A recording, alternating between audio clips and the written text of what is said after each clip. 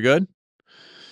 Okay, welcome back to another episode of Pewology, our show where the people in the pews do most of the talking. But today, I guess it doesn't really count. My good buddy Danny's here, and I guess at the Vine, he's a pew sitter, but typically he's another church leader. So the backstory is that Danny is starting a new church plant in Davenport, The Collective. Oh, yeah. Love the name.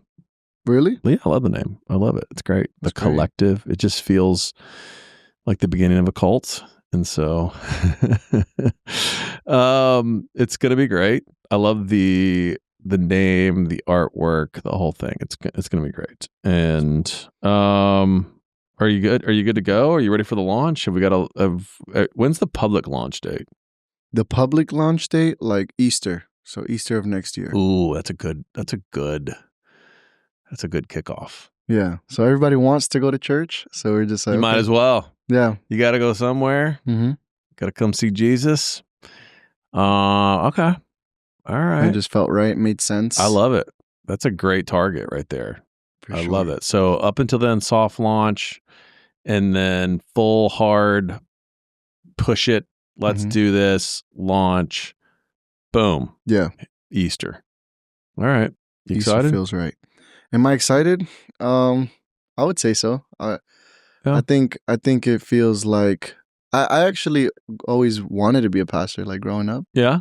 I did. When did you know you wanted to be a pastor? I don't know. I think it was like this weird innate thing. So like, for example, From like birth? What do you say? yeah, like I don't know, like it was like why is that funny? Like I don't know. it's like just what's going popped on? out, and he's like, two. Yeah. He's like, give me a Bible. Give me a Bible. I'm gonna preach. Yeah. I mean, so I guess a little bit about me, and it's not like you asked a little bit about me, but I guess so it makes sense. Like the innate thing is like, I'm not a PK, but my grandpa did have his own church, Oh, okay. but I never met him. Oh, you didn't know him. I never met my grandpa because he had passed. Him and my grandma had passed away from my dad's side. Was this in the States or in DR? No, in DR. In DR, he So- had his own church in Mhm. DR. Wow. And it was like very like, by what I've heard, like the stories, like it was a pretty large church for the Okay. area. So like everybody in that city was a part of that church. Okay.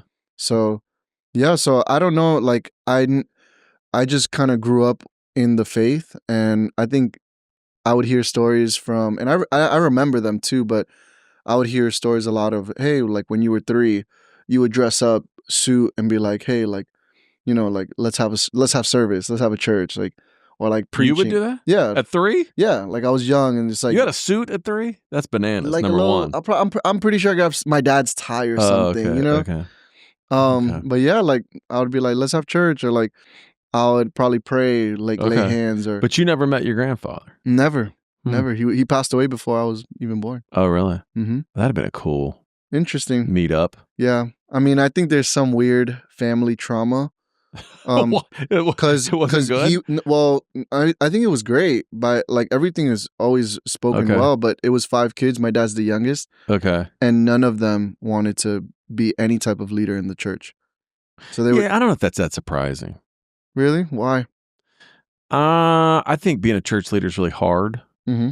And if one of my kids came to me and said, "Oh man, I am passionately called," you know, not me engineering it, but passionately called to Like it comes serve, from them. work, volunteer, whatever, I would definitely walk through that with them, but I would not promote it with them. Really, No, it's a hard life.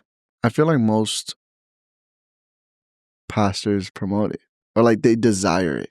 I think so, Like they but desire their let's just have a children to- really honest conversation. Mhm. Most of it's nepotism and to control their financial family future through the church. Mm-hmm. I mean, Let's just be Yeah. honest, right? most on. is a bold word. Come on, most won't most senior subscribe pastors, to most senior pastors with a it's stranglehold on the congregation, and crazy. it's financially secure for them. It's a Mhm. financially secure income for them. Yes, they will. Think about it. It's brilliant, right? Mhm. My son's going to take over me. He's the successor. Mhm. And oh, by the way, I'm staying till I die. right? And then he'll take over, and he starts preaching more and more, and you're going to pay us both now, and now it's our entire family generational, kind of like a family business. yeah, business, right? But I mean, when you really think about it, mm-hmm. Like I said, I won't subscribe to most, but I Yeah. do think it's common. It is a common, like you're not far off saying it. Yeah, because I don't know. I see it. It's been okay. Name for me any pastor. mm-hmm. Okay, name for me a pastor besides Andy Stanley, okay. whose dad is a pastor, and he doesn't work at his dad's church. Rich Wilkerson Jr. Okay, fair. That's a good one. Yeah, but Senior's dead. Mm-mm. I thought dead. Senior's dead. Rich Wilkerson Is dead, right? No, He's not dead? No, He should be. He's old. He is old. He's sick. Look that up, Mike. Look that up. I'm not sure. I'm dead serious. Like he's still alive. In hospice care. I think he was diagnosed with something. Yeah. The hospice is in there going, he's got hours. That's crazy. I think that's not true. Like I think I was at BootCon like 2 years ago, and he was there. He was there. Really? Yeah, he was there. No way. That guy was old in the 90s. That's crazy. Rich Wilkerson. That's wild. Oh no, this is his son. What's the dad's name? Rich Wilkerson. That's why he's junior. Oh yeah, he's senior.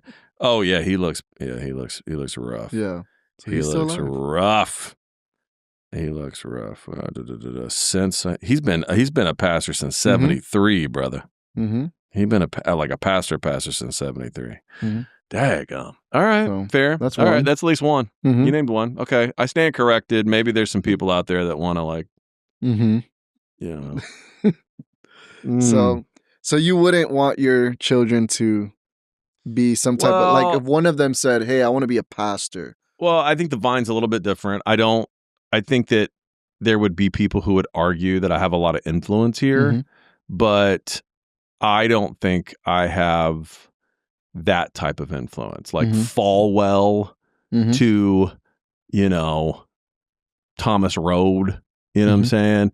Like, I don't think I have that type of influence where I don't want to be a jerk, but like where I could install my kids as staff and no one would blink an eye, and then set their salaries at whatever and no one would blink an eye, and buy homes under the church name and they would live in and no one would blink an eye. But okay, don't you think that there's also a part of church members that also want it? Like if we're honest, like I think there's pastor worshipers. I think they're pastor worshipers. That's a crazy statement. I do. I think let's be honest. You're just dropping some. I want to get canceled today. Well, I just think that there are people who, I think they love Jesus, but they really love their pastors, their leaders. Yeah, yeah, because not all of that's bad. I think some of that's good. I'm just saying. Yeah, some of it can be bad. Because I come from, this is the third church that I was a part of, the Vine. So like the last two churches I was a part of, I think there was a really big push, or like, so like the last church directly I was a part of, there was a really big push of like, I want the pastor's son to like, to say yes, almost like to pick up to pass that the senior pastor passes the baton and the son picks it up. Like, yes, there was a desire from the lead pastor, and I'm pretty sure there still is, but there's also like a desire from the church. Like the church wanted it. And then even in the last church, or in the first church that I was a part of, like it was a mega church, and I think there was a desire for it. I think there was an openness of like, hey, like, are your children gonna pastor? Or like I think there was some language amongst the leadership that I remember at a young age that people were kind of just like open to it. Yeah, but I think that, maybe, and maybe there's something good about that, but I think more often than not, we're living at a time where there's a really blurry line, and the pastor, for all intensive purposes, owns the church. Sure. It's like in his name. Yeah. The buildings are really his. The organizations are really his. Like you have, like, I'm not kidding you. You got pastors now that something's happened, whether it's a personal indiscretion or a leadership problem or a fallout or a disagreement, and the church has either fired him or separated or sued him or whatever, you got pastors suing the congregation to get money. That's crazy. But I'm saying, like, they're literally suing to say that's really mine. I mean, look at freaking what's his name out in Gateway? Texas? Yeah, look at Gateway. They're in a lawsuit, and No. his claim is, y'all wouldn't be y'all without me. Really? That's what he's saying. I don't know how. I don't care how you cut it. At the end of the day, okay. he's like, pay me. You wouldn't be where you are without me. Your income is directly connected to me. But is it him or is it like the lawyers? Is it like lawyers kind of just advocating? Well, they work for him. Okay. You know what I'm saying? I don't know. Sure. That's crazy. Yeah. Sure. Mm-hmm. Sure. Okay.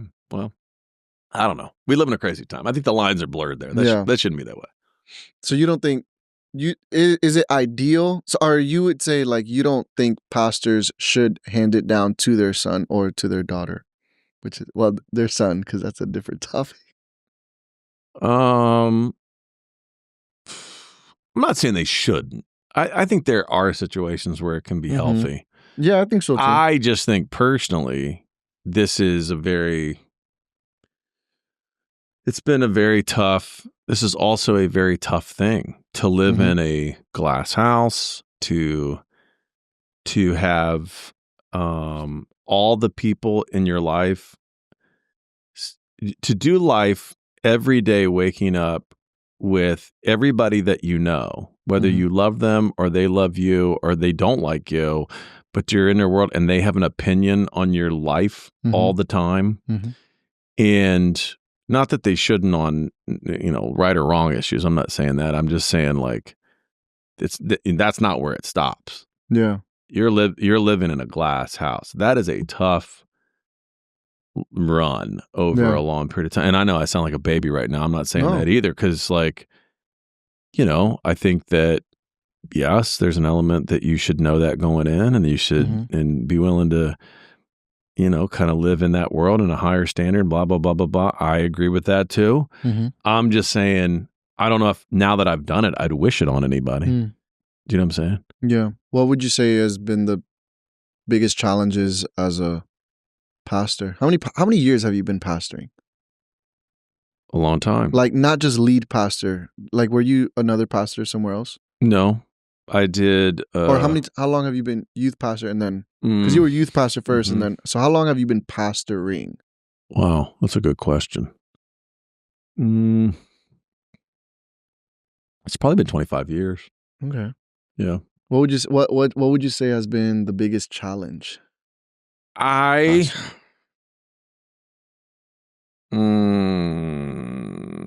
would say the biggest challenge is having people that are close to you hurt you. So probably the hardest thing. I'll tell you this. This is a good example. When I was doing my undergrad degree, I remember the first day of homiletics, which would be like, for the listeners, would be like a class on like sermon preparation, how to give a sermon, prepare a sermon, call that homiletics. And I was at day one of semester one of homiletics, and the professor stood up and he unusually raised his voice in kind of an angry way. And he said, if you can do anything else, sell cars, be a teacher, work at a bank, if you like, working with your hands. And I mean, he went through a laundry list. Yeah. He said, if you can do anything else other than this, you should get up right now and go do it. That's crazy. And I remember thinking at the time, that was harsh. That seems like a little bit much. Now, I know why that guy said that. Yeah? Yeah. Like, I could say that. Is there a part of you? Yeah. So there's a part of you that agrees to that? There's a part of me that agrees to that. Yeah. There's a part of me that agrees to that. I would be like, I'd be like, hey, are you sure you know what you're getting into here?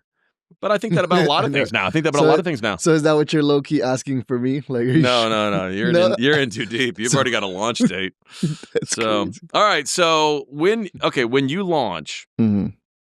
I predict Okay. that the hardest issue for the collective Mhm. in the first 5 years, decade, Dang, decade. yeah, the first, I think the hardest issue of your lifetime. Okay, we went from Yeah. went from As the a first church year, leader, 5 years, decade. No, the rest of your life. I think the hardest issue will be human sexuality. I've told you this a number Okay. of times. And I think how you navigate, like, what are we going to do about human sexuality? Okay. Not just what do we believe, how will we practice? Mm-hmm. Do you know what I'm saying? Like, Mm-hmm. what do we do when the collective has a transgender, Mm-hmm. middle school student? What do we do when the collective has a lesbian couple that wants to volunteer for children's ministry? What do we do when the homosexual guy volunteers to be a deacon? What do we do? And like, I think that will be the biggest challenge, stumbling block to church leaders. Yeah. Like, how do you navigate all that? So let's talk through some of that. Do you worry about that?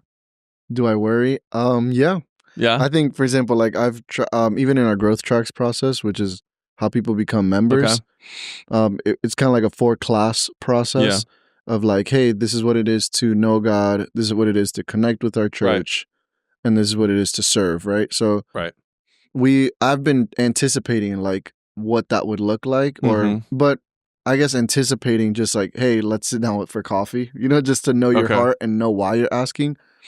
So are you hoping to say you'll just weed everybody out in the membership process? No, that's not what I'm saying. That's not what I'm saying at all. What I'm saying is that like I've been thinking about it, and then I've only had one person just ask, hey, like I'm just curious, like randomly. And it was like someone completely new, like this individual. What did they ask?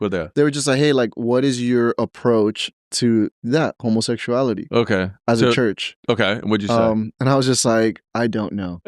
Like, I just that is such a cop-out answer. What do you want me to lie? Like I was just like, I don't like. She was like, because it was like she just finished like the serve class. Like, what do you guys do? Because you think she's a little gay? No. She has a husband and everything. Checking. Actually, what she had just finished was our connect with the church class, and we share the same statement of faith of the vine. Yeah. So in that class, we basically say, hey, this is our statement of faith.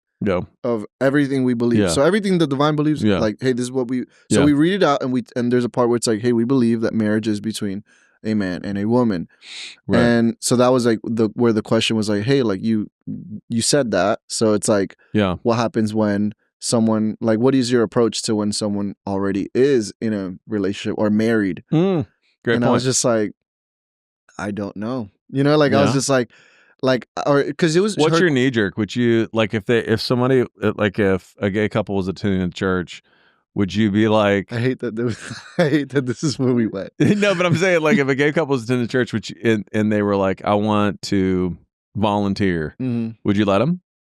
Would I let them? A gay couple? I mean, they already did the growth tracks process. They're married, right? Yeah, why That's not? what you're saying? Dang, that's tough. I think I would have to communicate it, like, because then it's like, I think the problem, I guess the challenge, right? Okay. Like that I anticipate, like from the beginning, is it's public, because we all have sin, right? Like we all fall short of the glory of God. Like that's what we believe. That's what okay. So it's just our sin is not public, right? Oh, some people's sins are public. Well, but you're gonna have a bunch of people sitting in that church that's gonna be living together, not married. No, for sure. And I'm not saying that. I'm saying that, like, for example, navigating that as pastors is a lot easier if it was just the couple the and conversation us. isn't public. Okay, like, gotcha. If it's us and I got the I thought you meant the sin couple, wasn't public. No. Yeah. Navigating that conversation on a one-on-one level is like, I think that's not the hard part. Yeah, the hard part is how do you run a church? Yeah, like it's like when everyone's like, why are they serving? Or why are 100%. they? And it's like, you lived with your boyfriend for 6 months. Like, what are you saying? Like, you know what I mean? So it's you'd like, let him serve. There's a part of me that I would say I'd be open to letting them serve. I think I would be open to letting them serve at some degree. So like whether it's welcome, like I would say dream team, like or hosting. Okay. Like I think in that way, I feel like I guess I know that we hold different stances here. Okay. But I feel like I can't find myself yet where I think, not to put you in any box, but just maybe answer me like, you're open to like the platform, right? If they're on the platform. If they're on the platform and they're like leading worship, or you mean so they're the part of the band or something? Sure. Or singing. Yeah, like singing. Or leading or band playing. Yeah. So what are you saying? You're saying they're too gay to play the drums? That's crazy. That's not what I'm saying. I guess that's not what I'm saying, because that doesn't make sense. But no, like I think there's that's crazy. You are too gay for this snare. That's not at all what I said. Oh, that's so classic. You took it there, but I didn't say that. But the platform and what goes on the platform, you would draw a line there, is what you're saying. I think so. You're saying right now you haven't drawn that line, but that's mentally kind of where you're at. I think so. Okay. I think there's a if I'm being transparent, I think there's a discomfort there where it's like I can't tell you if it's because I think you've challenged me in some ways, like theologically, where it's like I can't say like black and white, boom, theologically this is what because of this. But I think practically, and I think also like the way I grew up in the church life I grew up in, I think I think there is a world where, and I think there's also like a personal like conviction that I'm like, it just doesn't sit well with me, in that way. Yeah, but think about think about the sinners we have up there now. It's fair. And I guess think about us being on that platform. That's pretty embarrassing. No, for sure. Like, I mean, I remember like to put myself out there, like I remember being in youth ministry and struggling with pornography. Yeah. And it's like I was playing the piano every week. Yeah. You know what I mean? And it's like I'm like, why am I here?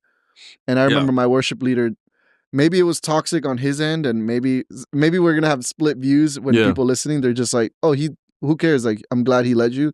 And other people are like, no, he should have put you like sat down or whatever. Right. But like, his thing was like, get over it and keep playing. Like it was just like the show must go on. Yeah, like he was just like, get over it and keep playing. make sure you wash your hands. Yeah. The show must go on. Like I think there was a world where I also feel like, I don't know. It's like there's a part of me that I think I almost did need that. Like, I don't know. What do you mean? I feel you think serving helped you grow and mature, like in the faith? Yeah. Like I mean, I wasn't serving, so it helped you over pornography. That's not what I'm saying. I think like you have a weird way of like just pulling like. You think? But did it? Like being and actively involved? No, that didn't help at all. No, I don't think so. It made it worse. I was deep. Made it worse. I was deep. Okay. I feel like I could have. I wouldn't say this on a like platform, and my parents are listening to like they're never gonna listen to this podcast. Yeah. But like, I feel like their heart would be broken. I feel like I was an addict. Like I feel like I think most pornography. I mean, I think pornography. I don't know of anybody. It's like Doritos. I don't know of anybody that was like, I saw this naked girl once and then I just didn't look again. Wait. I ate one Dorito. The serving side said 4 and I stopped eating after that. Gotcha. I was about to ask, where does the Doritos? No, but you know what I'm saying? I don't know of anybody who just eats one chip. Yeah, who's like, I looked at that one time. Gotcha. You know what I'm saying? I think I don't know. I mean, I don't want to overstate it, but maybe there is some guy out there that's like, no, I saw it once and I was good. Yeah. Do you know what I'm saying? Yeah, maybe. Most of it, you're down the road. Yeah. Do you know what I'm saying? Before you realize, oh, this is having some negative effects on me. Yeah. I got guys in there. In where? I got guys in their 30s, 40s that are showing early impotence and a bunch of different like weird stuff now because of all their porn intake. Really? Yeah, it's crazy. Give me an example. like their junk don't work. I Yeah. mean, that's a common. Yeah. Yeah, but that is not what you want, especially if you're a married 30, dude. 40. Yeah. If you're, that's common. That's you taking Cialis maybe at 60, Yeah. but you ain't popping them at 30. That is crazy. That's crazy. Mm-hmm. You know what I'm saying? It's tough, especially if you're just. And ain't nobody talking about that.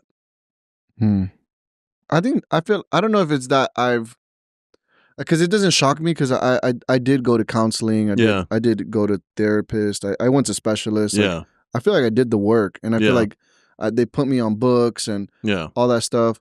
The line was drawn at the retreat. I was like, what's the retreat? I don't know. They like I had a therapist that was like, hey, like he was like, you should go to this retreat. And I was like, no, I'm not doing that. Oh, okay. So that's when I was just like, no, I definitely need to be like locked into this process. Yeah. But no, I feel like. Yeah, but that's a good point though. Like you're vulnerable enough and transparent enough to say, hey, there's been seasons of my life when I'm on that platform, and there's sin in my life. I think I'll say this. I'll be more transparent than that. I'm not sure I'm any less a sinner today. I'm not sure I'm any less a sinner today. Faster. I just don't think so. The more I think about the depth of my selfishness, for sure, my self-aggrandizement, my pride, my my unwillingness to be, I don't know, more humble. I mean, dude, I think I think in many ways, I don't know. I don't want to overstate it, but in many ways, you feel like you see yourself more sinful than, yeah. I think in fact, right or wrong, I'll say it this way. Right or wrong, there was definitely a time in the past when I thought myself less sinful. Does that make sense? And now I'm looking back, I'm like, no, you weren't. I think there's some truth to that. I think I can relate because I think there was a moment where it was just like, if I could just be free, like of this one thing, I'll be good. Yeah, I'll be good. And then it's like now I'm free, and it's like, oh wow, like I relate to that. It's like no, like I'm still like, I'm quick to take a shortcut. Like I'm quick to lie. I'm quick to deceive. I'm quick to like manipulate. Like I think there is a world where I can agree. I think even your like one of the first things you taught me when I joined the church, you broke down the 10 Commandments and how it reflects the character and the nature of God. Right. That wrecked me. Yeah. I was like, oh my gosh. And I think something that I took a look at it and I was just like, man, something I struggled with was honoring my father and my mother. Right. I grew up having a great relationship, and then somewhere we just did not see eye to eye. Yeah. And I just feel like, I was just, when I became a youth pastor, like that was just like my opportunity to, even though I'm in the same roof, I don't have to be here anymore. So like I could leave early, I could come late, and they were just like, oh, well, he's a pastor now. So it's like, I just kind of like, push that to the side. But and them Hispanic boys, their mama's boys forever. Yeah. I think there's Lord a world. have mercy. Doggone it. Doggone it. Yeah. So I think there was a world where I was just like, we didn't have the best relationship, and I think I had to like realize, oh wow, like honor is also a part of the character of God and the nature of God, and I think that was a big. I think God was already working in my heart, but I think that was a big thing too, where I was just like, oh, like I'm really grateful for number one being at the Vine, and then I'm being under your leadership, but also like I have to honor like all the people that God has put in my life that have. You ever had this moment where like I would always have these moments where I'd want to be better, more altruistic and better than some of the bad examples that I saw. And so I'd be like, I'm going to actually be, I would be like, I'm going to actually be real sacrificial, be a good giver. Right? Because you saw like greed or something. Yeah. Like most pastors that I've known were not like amazing givers. They were good takers. Do you know what I'm saying? And so I would be like, I would do that. I would do something very gracious. And then I would mentally pat myself in the back. Gotcha. And then I would brag about it. Gotcha. And then I'd realized this is only to look good. I Yeah. don't really You don't want really to do this are for genuine. the Lord. Yeah. Like, Do this is as a only- cheerful giver. Is This just, is yeah. a This verse is out the only verse. to be seen by Yeah. men. Like, I care so much about how. I think that's one of Really? the. I think that's why when you asked me the question, "Hey, what's the hardest thing about being a pastor?" Is I went to when people close to you betray you, because Mm. I care so much about how I'm seen by men. I don't know Yeah. if I could honestly say that I care that much about how I'm seen by God. Mm. Do you know what I'm saying? That's tough. And should it be that way? No. Is it a constant mental battle? Yes. Mhm. Do I wish I could be better? I like to believe I do. Yeah. Am I consciously striving in some ways? I'd like to believe I am, but I'm not foolish enough to believe that somehow Mhm. I'm drinking my own Kool-Aid. Mhm. You know what I'm saying? That like they're like, just because I can convince somebody else, Mhm. I don't think God's convinced. Yeah. You know what I'm No, I saying? see what That you're I'm saying. somehow a good person. Yeah. You know? No, I that makes sense. That's All that tough. to say, back to the thing. So Yeah. in your mind, you're quick to be like, I'm drawing the line at the platform, but Mhm. we've been on that platform, been Mhm. more than sinful. Yeah. And I think that's where I brought up the word theologically, because it's like I get it. Yeah. You know what I mean? Like I think like it would be ignorant to think everybody in any church is perfect and sinless on the platform. Like, Right. you know? So I think it's really like the challenge of their sin is public, right? Whose sin? Well, a gay marriage. Oh, okay. Gary Right? sin. Okay. I think that sin is public, and it's like, yeah, like these are the things that the whole church sees, and it's like, I guess it's really like it's like culturally like, hey, this is what we don't want to normalize, right? Well, I think you got a bigger problem. So as a church leader, you got a bigger problem because nobody comes into a church, Mhm. right? Typically, Mhm. nobody comes into the church. I don't think anybody's ever going to come to the collective and be like, hey, I'm married, but I'm banging this chick and we're going to be members. We'd like to be members. Mhm. Do you know what I'm saying? Like nobody's bringing their affair and trying to become members. Yeah. Because most people, not everyone, but 95% of the people agree that infidelity Mhm. in a marriage is not a good thing or something to be celebrated. Mhm. But now we live in a society where gay marriage, that is not true. Gay marriage, not only is maybe the church still sees it as sin, Yeah. but the culture says, no, It's okay. this is good. It's love. Mhm. How can you deny love? Yeah. What will you do, Pastor? Yeah. I mean, I'm in the school of thought that I really do believe in denying yourself. Like I'm in that thought, and I feel like for me, I'm still not convinced with some of the like some conversations that like even Andy Stanley has kind of like harped on. Like I can't find, there's nothing in me that can jump and cross that line with him where it's like, yeah, I agree with you. Like, you know, where kind of he says it's like, oh, at least be married, right? Like that's his argument, Okay.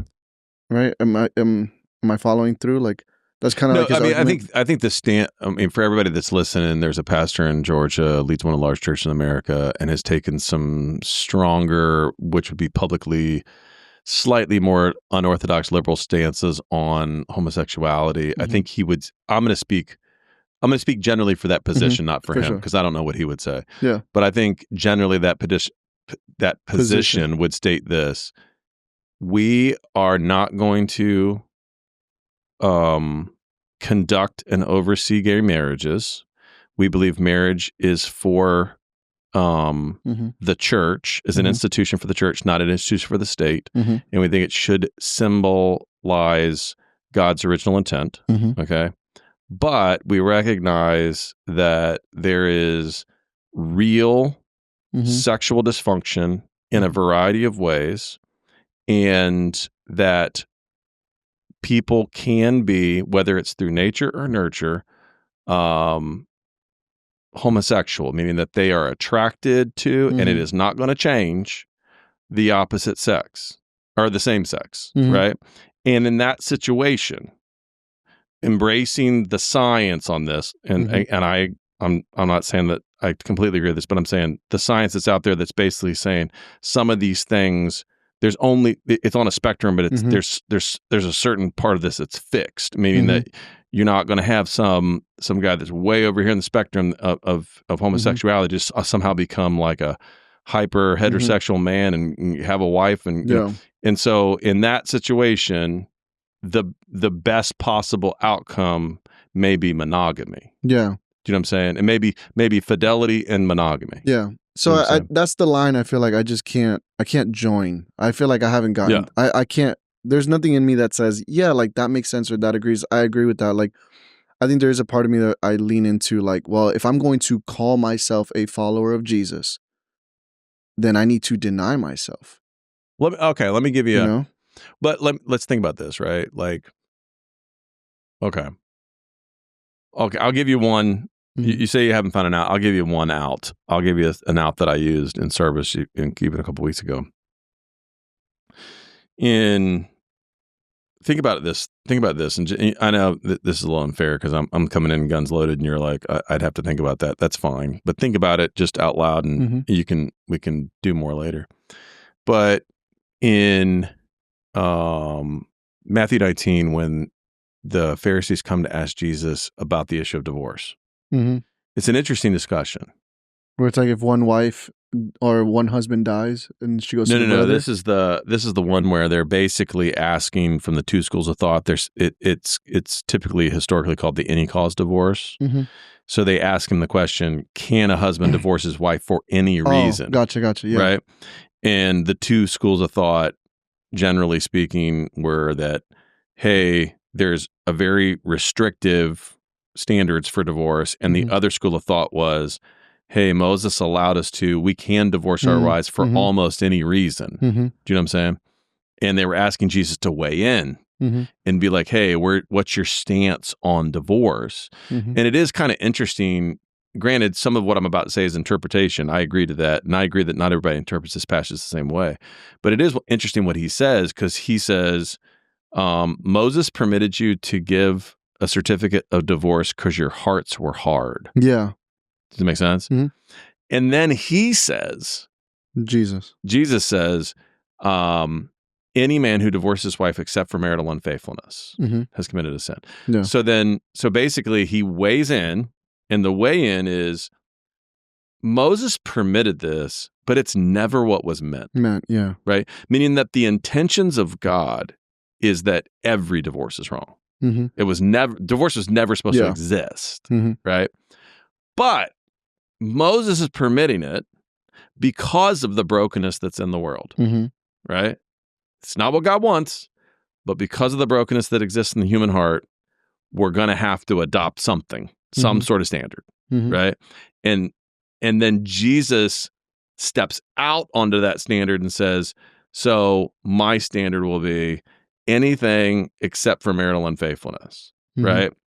And I don't think that he's being completely conclusive there, meaning that I think if we had insight into follow-up questions that they had, I don't think he'd be like, well, if your husband's physically abusing you, I think he would be like, okay, yes, there are other things too. I think he was limited it based on the discussion they were having. Yeah. Right. Fair. But the idea that he's saying, the idea that the Lord, the Savior of the world, says, hey, it was never supposed to be, but we live in a broken world, and here is the best we can do until the end. I see what you're saying. This is, you know what I'm saying? It gives so you're saying like the adjustment almost? Yeah, it's like I don't think he's saying God is happy with divorces where there's unfaithfulness. Yeah. I think he's saying there should never be divorce.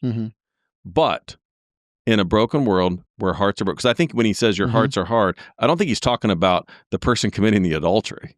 I think he's talking about the person who's been sinned against. Now that's an interpretation. And I agree that not everybody may agree with that. But I'm saying, I think he's saying, look, sometimes when your heart is broken, it's broken. And there's no coming back in this life from that.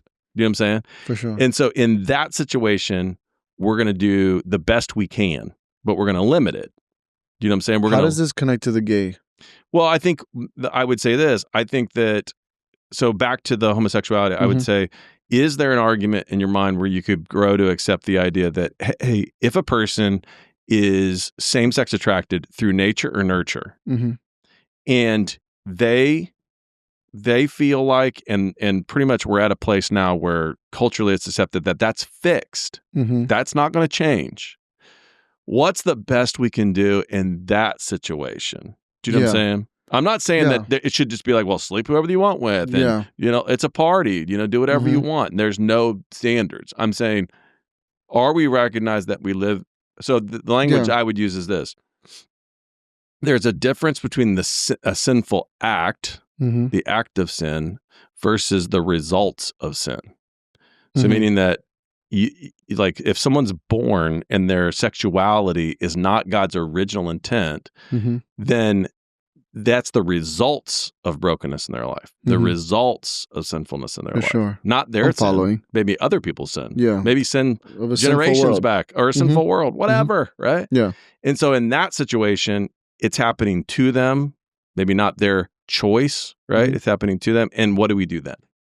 I think that's what I see. I hear what you're saying. I guess it's just like, I feel like that's where I love that verse and like what that passage where Jesus says, like to follow me is to deny yourself, pick up your cross daily.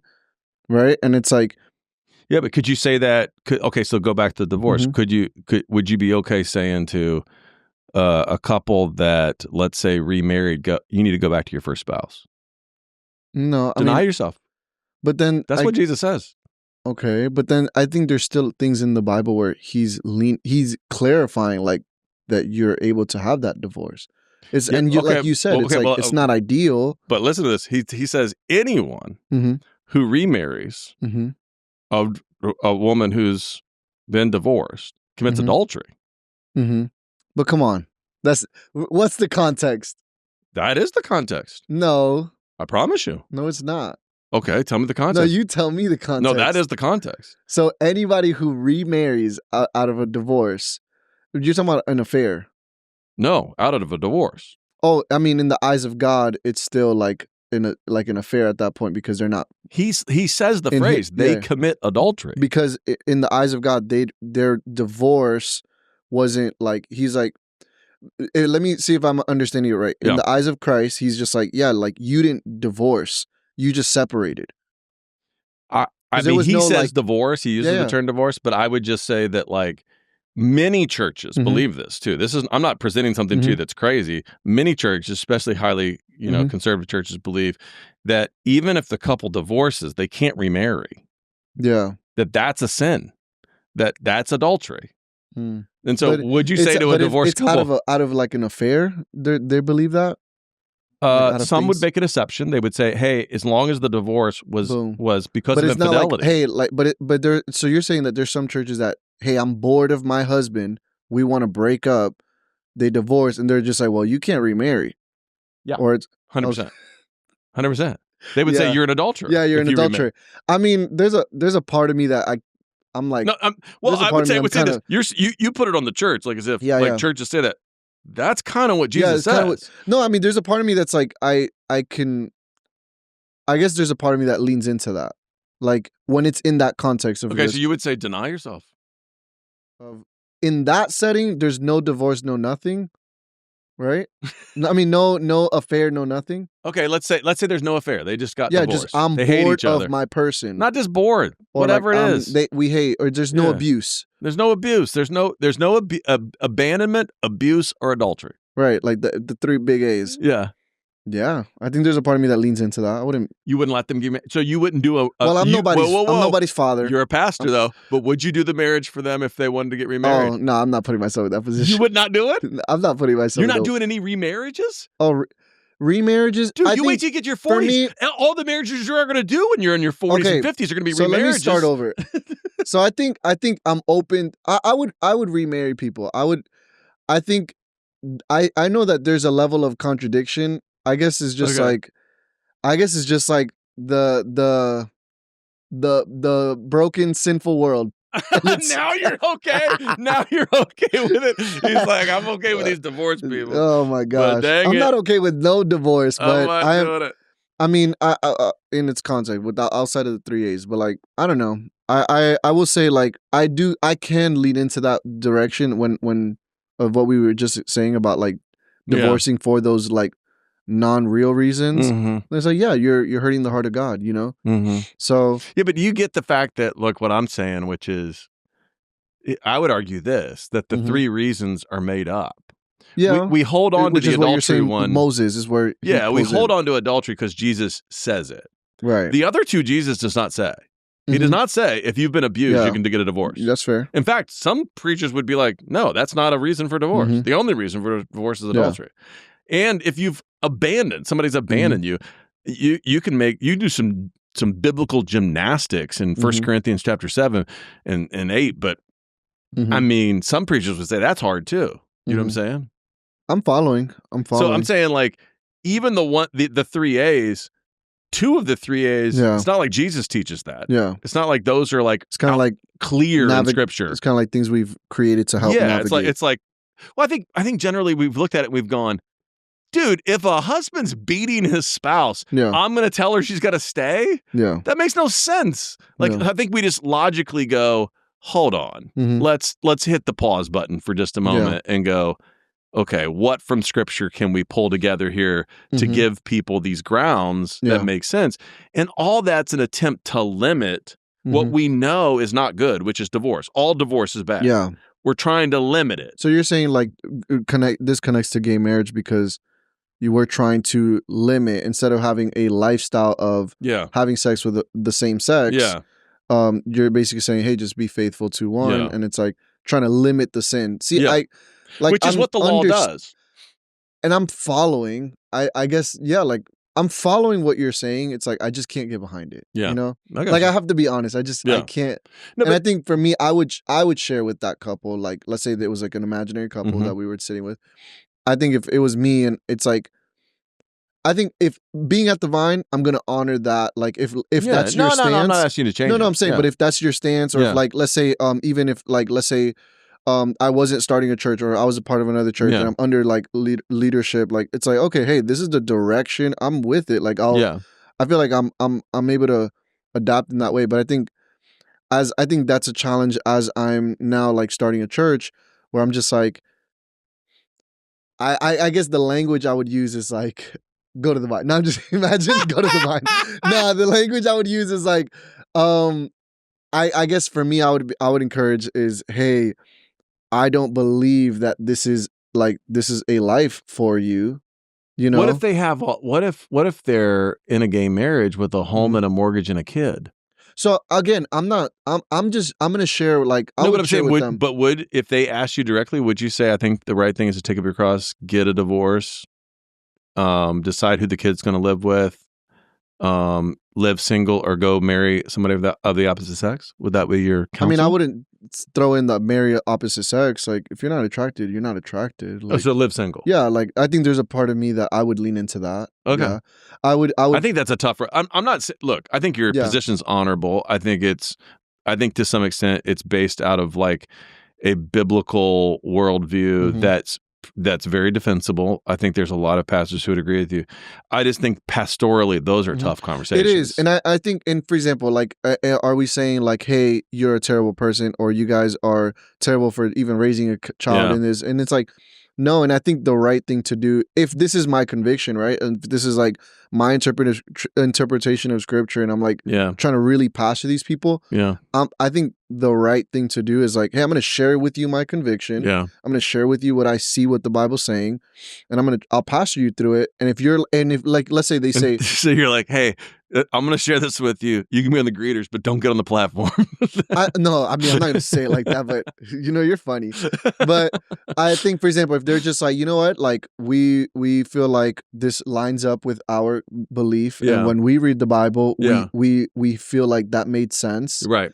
Hey, it's like, we're gonna do it. I'm not gonna be like, bet, keep me Right. posted. No, I think the pastoral thing to do is like, hey, I'm gonna walk with you. I'm gonna pray with you. I'm gonna Right. cry with you.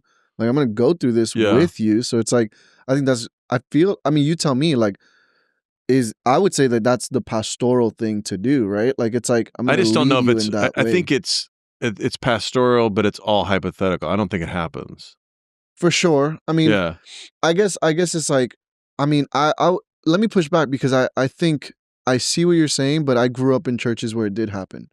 You've grown up in churches where a married couple with a mortgage, and her name was Veronica, and she separated, and she separated from her wife. Yeah, they didn't have kids, but they separated, and they went to the church together. Oh, nice. And it's like they became really close friends.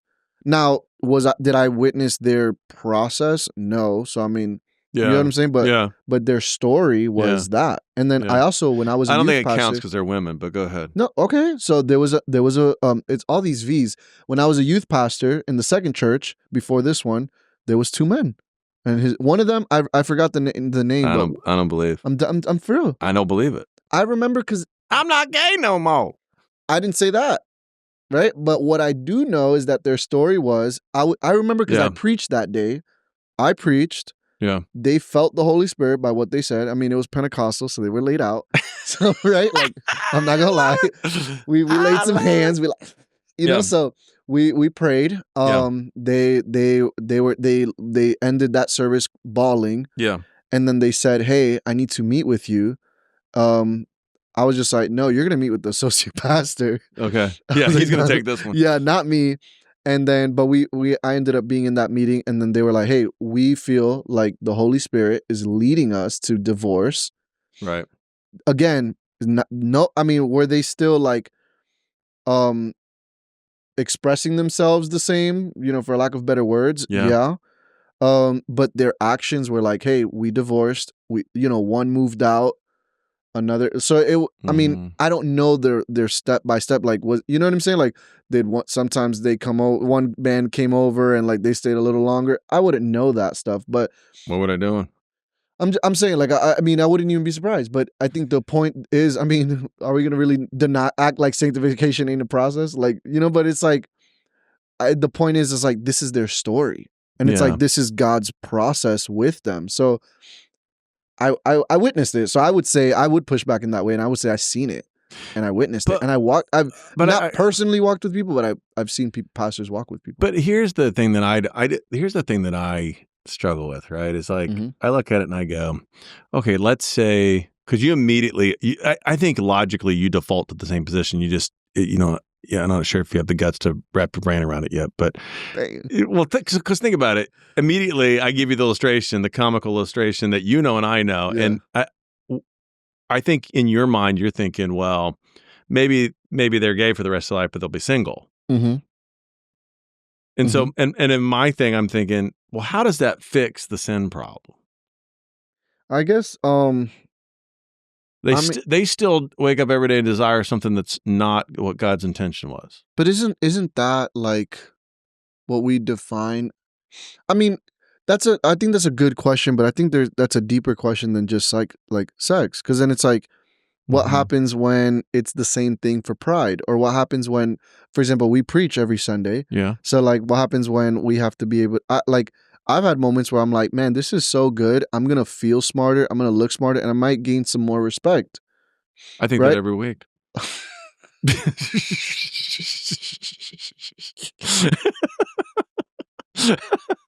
I was honest. Yeah, I love it. But it's like, I think there's a world where I've had some sermons. I'm not there every week yet. It's not my weekly battle. Right. It's probably like my quarterly battle. Okay. But I think there's a part of me that I've had moments where I'm like, oh man, that I would that same question falls there. So it's like, I guess what I'm saying is if the person still desires something that ultimately, if their sexuality reflects brokenness at a level that doesn't match God's original intent, what have we solved? But then that's I love your question, but my problem with your question is when you isolate it to sexuality. Right. My thing is, that's every sin. And with every sin, we still say, deny yourself. So like with everything. So it's like, I see what you're saying. So sexuality, it's like, we didn't solve the problem, so keep doing it. No, I see what you're saying. I mean? That's a good point, because you're basically saying like, hey, even if you're prideful in your heart, you don't act out the pride in your life. That's your argument. We're saying, like, stop talking like that. Yeah, but here's my problem with, so I'll push back one more time. I think you have a good point there, And I think that just because it's part of your broken character, it shouldn't be embraced to lived out. There should be a denial process. For sure. I think that's a great sentence. Okay. So I hear what you're saying. The problem with what you're saying is when it comes to sexuality, everybody has a sex drive. Every person has a sex drive at some level. And there is an appropriate outlet. But you're saying to this one group, there's no outlet. I mean, I guess it's like, for example, then I think it's the isolation, I think, in the question that I do struggle with, like, in answering, because then it's like we're real good at just saying that to, like, let's say someone who struggles with pedophilia, and let me loosely say pedophilia, like, struggles, like someone who says, I am not attracted to anyone who's not a minor. Fair. That's a good argument. But we're just like, that's fair. That's a fair argument. Like, you know what I'm saying? I don't think the listeners are going to love the fact that you compared the homos to pedophiles. But no.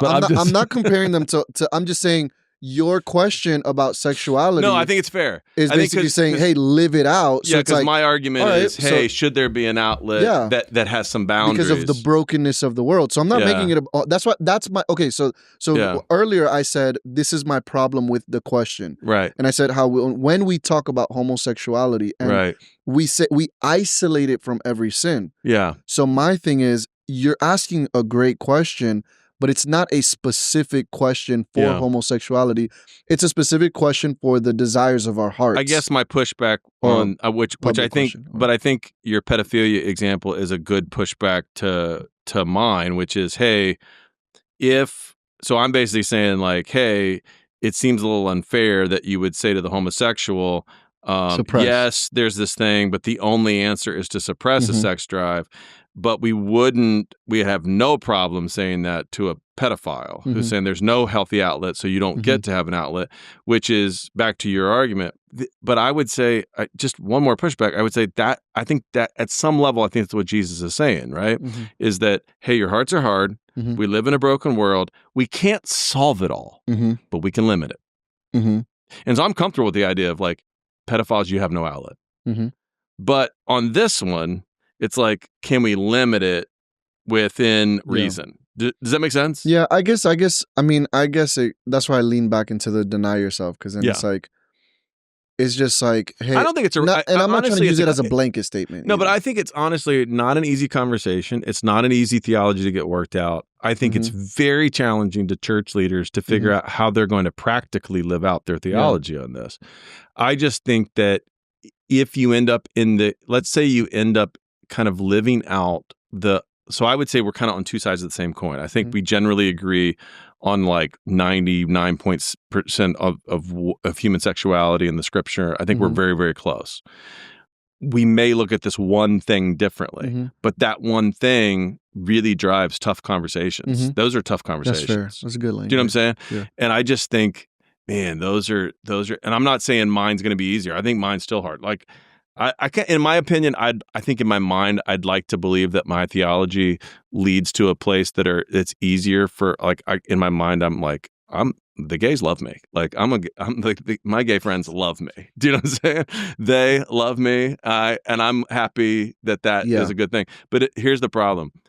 I think what my theology's led to is everybody hates me.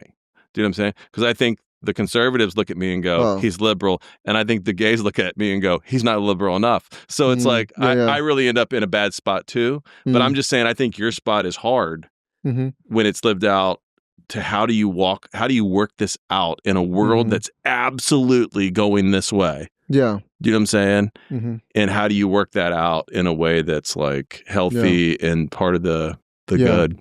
I think something that I feel like, especially because outside of homosexuality, I think, like, as we're launching a new church, I think we're attracting a lot of, like, young families. And I think, I guess, even again, going back to the denying myself, like message, is just, I think that's something that's been so prominent in my mind, or like just big, because I just see a lack of it in the new generation, the new families, the new, like, I just see a lack of it. So it's like, it's not even like hey, just a On other homosexual. issues? Yeah, like on generosity, like on even church attendance. Yeah. Like, I'm a little sleepy. Like, it's a 5 p.m. service. Yeah, yeah. You know what I mean? Like, Yeah, what yeah. are What are we we talking about? saying?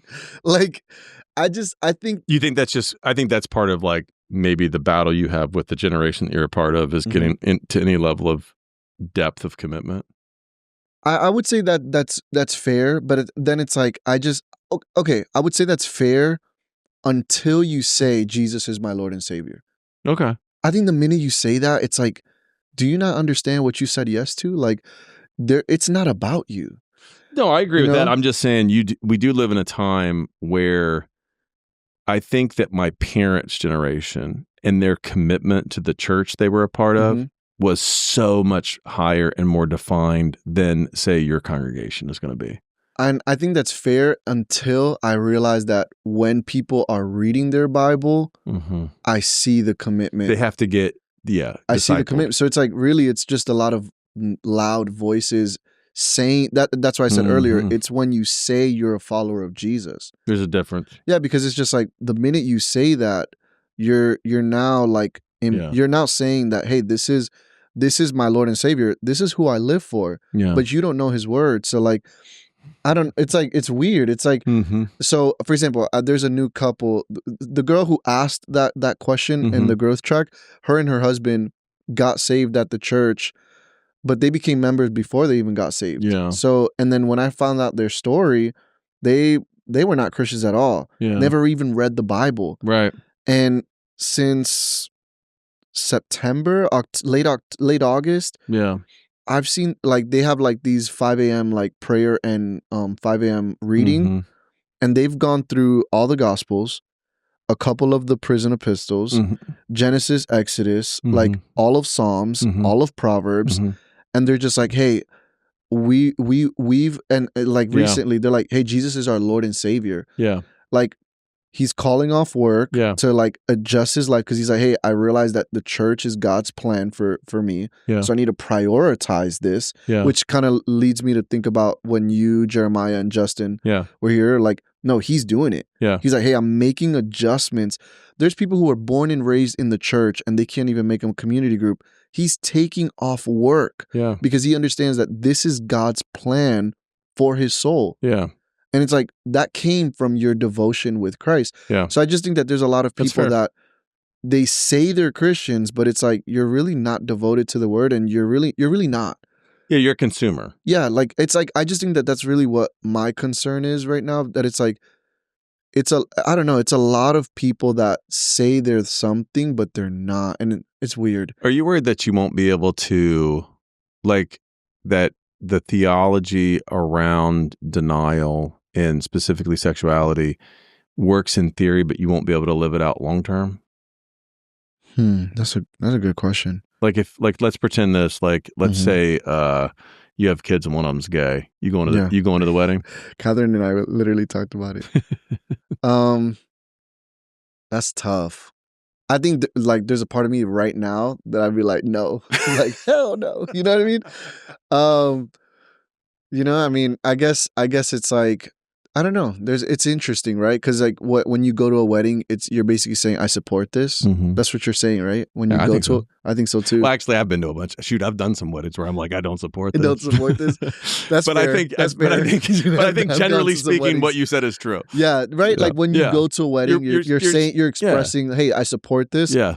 I guess it's like, I mean, times are changing, so I feel like in some ways, not that the Bible's changing, but what I mean by times are changing is like going to a wedding doesn't mean you support that all the time. Sometimes I think now if you would have asked me that like 15, 20 years ago, you're right. It's not all the same. It's not like the wedding.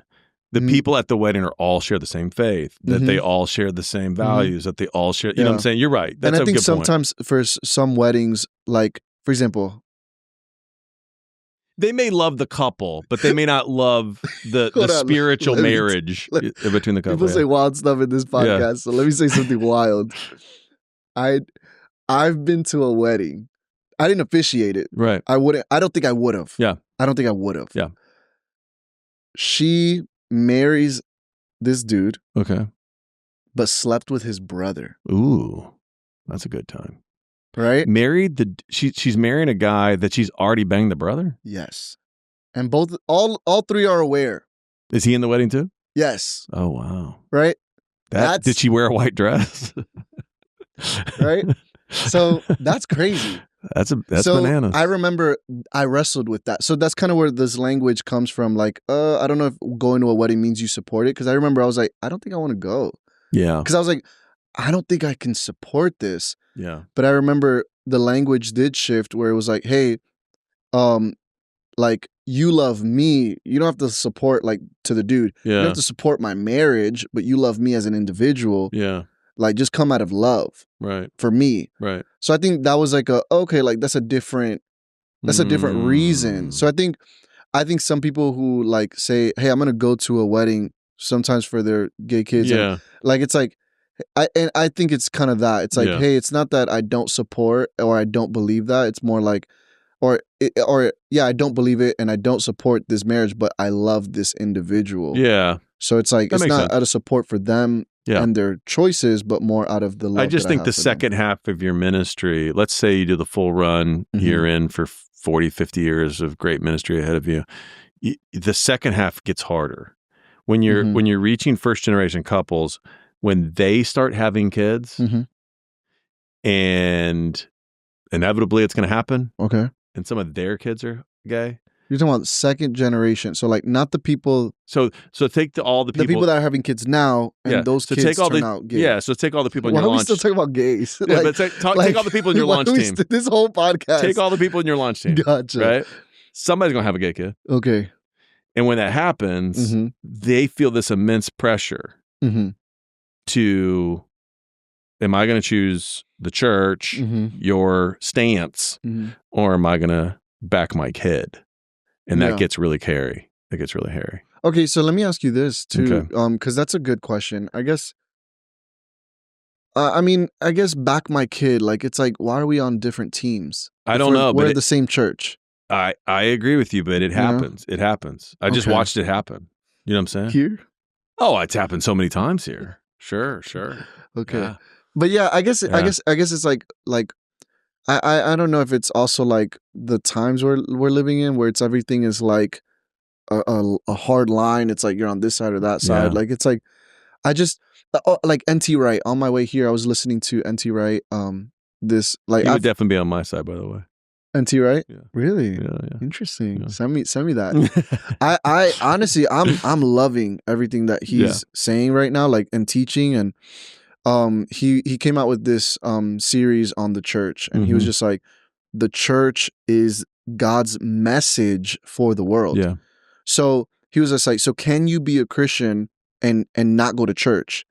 And he was just like, that's nonsense. Yeah. Because when you say I'm a follower of Jesus, you are now a part of the global church, but connecting to the local church is you being the expression of his message. Yeah.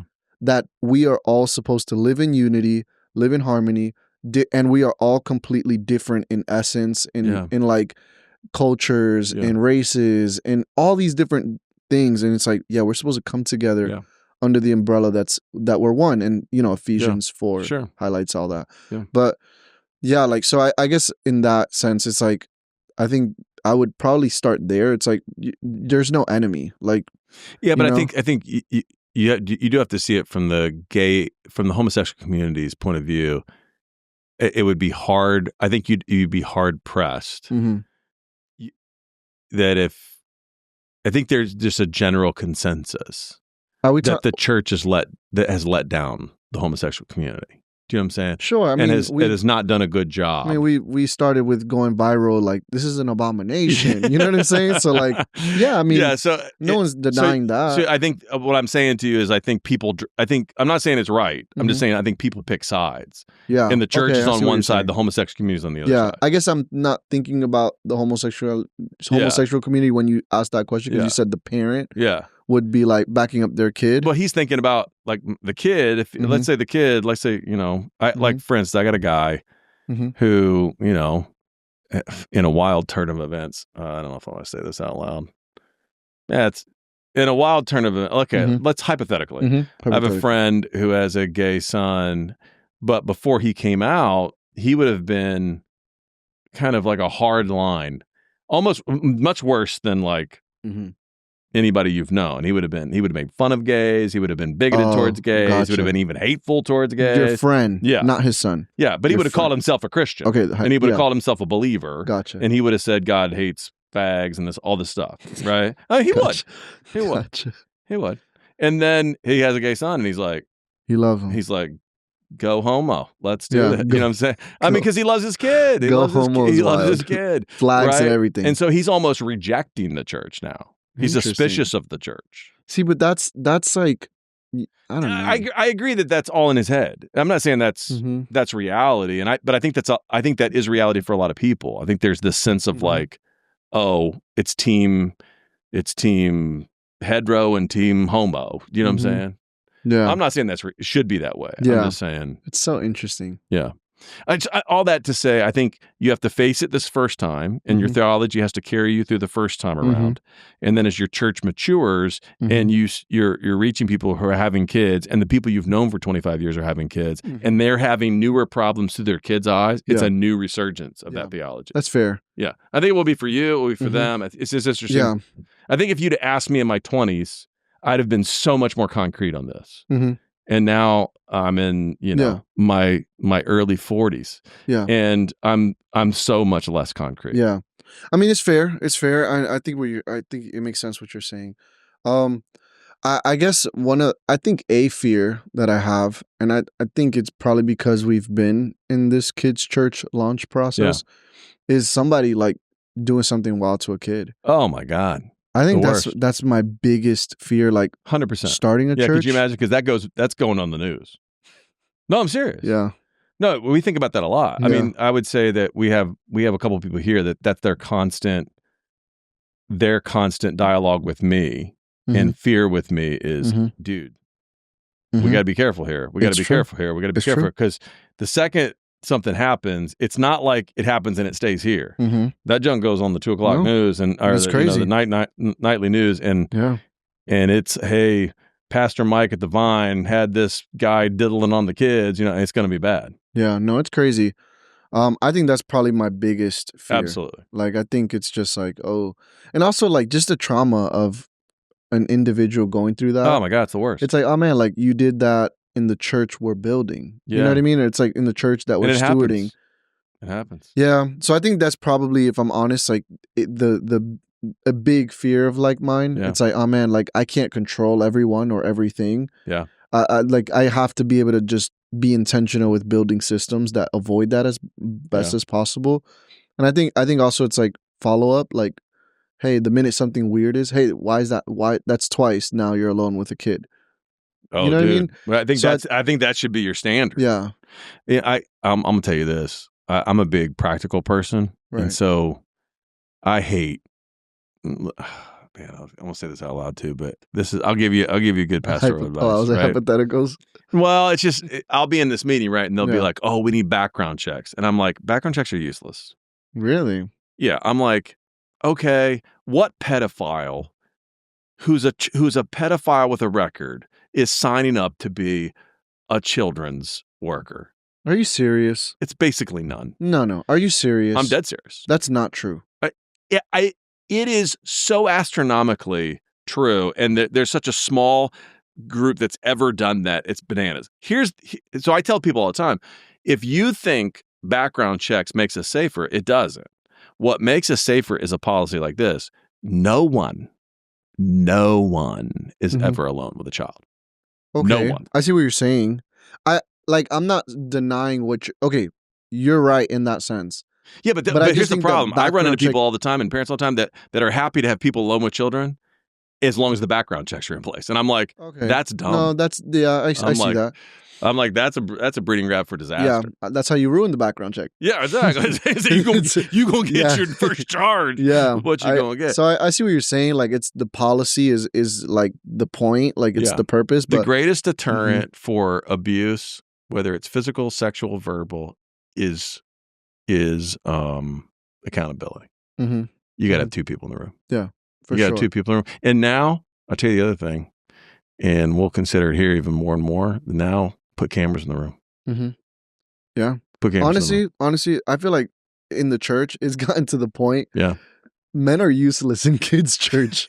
Like, let's just be honest. It's sad. It's sad. Men, like it's a sad. guy. I'm putting guys in kids' church right now to do some. They're like, useless. I'm putting some guys in to do some certain things. Yeah. Meaning like bring like activities and fun kind of component. You were setting them up for failure. But I'm putting them in with another adult. That's. I don't know, man. I'm putting them in with another adult. I feel like men are useless. Like I've had one or two guys. Hey, listen. I right now I'm doing counseling for 2 dudes.